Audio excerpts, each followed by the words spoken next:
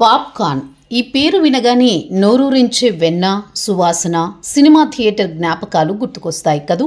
కానీ ఈ పాప్కార్న్ పేరుతో ముడిపడి ఉన్న ఒక తీవ్రమైన ఊపిరితిత్తుల వ్యాధి ఉందని మీకు తెలుసా?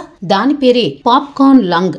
వైద్య పరిభాషలో దీనిని బ్రాంకియోలైటిస్ అబ్లియోటెరాస్ అంటారు. ఇది ఊపిరితిత్తుల్లో అతి చిన్న గాలి నాళాలను దెబ్బతీసే ఒక అరుదైన తీవ్రమైన పరిస్థితి. ఈ వ్యాధికి పాప్కార్న్ లంగ్ అని పేరు రావడానికి ఒక కారణం ఉంది. గతంలో మైక్రోవేవ్ పాప్కార్న్ తయారీ కర్మాగారాల్లో పనిచేసే కార్మికులలో ఈ వ్యాధిని ఎక్కువగా గుర్తించారు. పాప్కార్న్ కు వెన్న వంటి సువాసనను జోడించడానికి ఉపయోగించే డయాసిటైల్ అనే రసాయనాన్ని పీల్చడం వల్ల వారిలో ఈ సమస్య తలెత్తింది.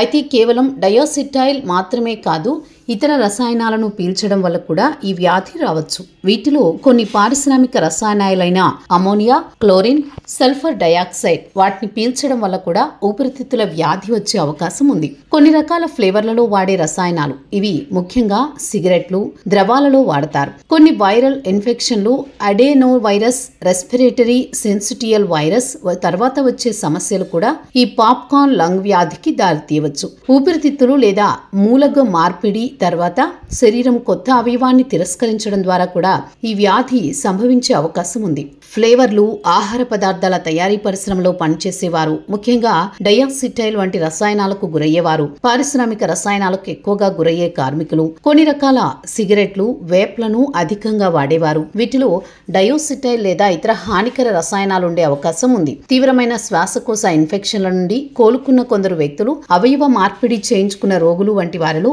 ఈ పాప్కార్న్ లంగ్ సమస్యలు తలెత్తే అవకాశం ఉంది. పాప్కార్న్ లంగ్ లక్షణాలు నెమ్మదిగా వారాలు లేదా నెలల వ్యవధిలో బయటపడవచ్చు. అవి తరచుగా ఇతర శ్వాసకోశ సమస్యలైన ఆస్తమా లేదా బ్రాంకైటిస్ ను పోలి ఉంటాయి, కానీ చికిత్సకు సరిగా స్పందించవు. ముఖ్యంగా పొడి దగ్గు, ఆయాసం, గురక లేదా పిల్లికూతలు, తీవ్రమైన అలసట, నీరసం, జ్వరం లేకపోయినా ఈ లక్షణాలు కొనసాగడం వంటి లక్షణాలు కనిపిస్తాయి.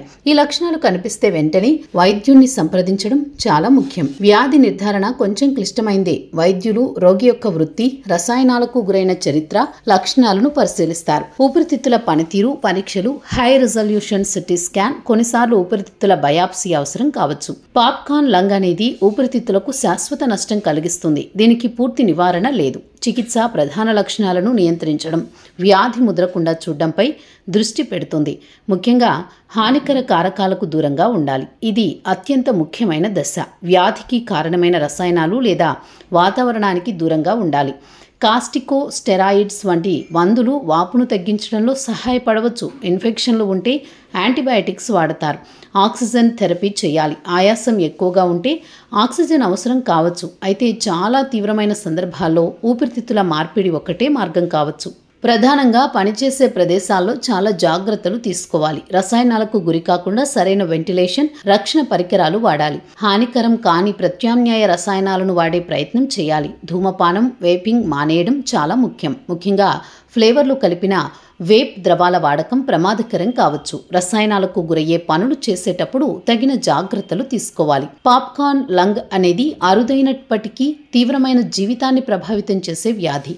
దీనికి కారణమయ్యే రసాయనాలకు, ముఖ్యంగా డయాసిటైల్కు దూరంగా ఉండడం ద్వారా దీనిని నివారించవచ్చు. పని ప్రదేశాల్లో భద్రతా ప్రమాణాలు పాటించడం, వేపింగ్ వంటి అలవాట్లకు దూరంగా ఉండడం ఊపిరితిత్తుల ఆరోగ్యాన్ని కాపాడుకోవడంలో కీలకం. అనుమానిత లక్షణాలు కనిపిస్తే అశ్రద్ధ చేయకుండా వైద్య సలహా పొందడం అత్యవసరం. Hi guys, subscribe to JKTV.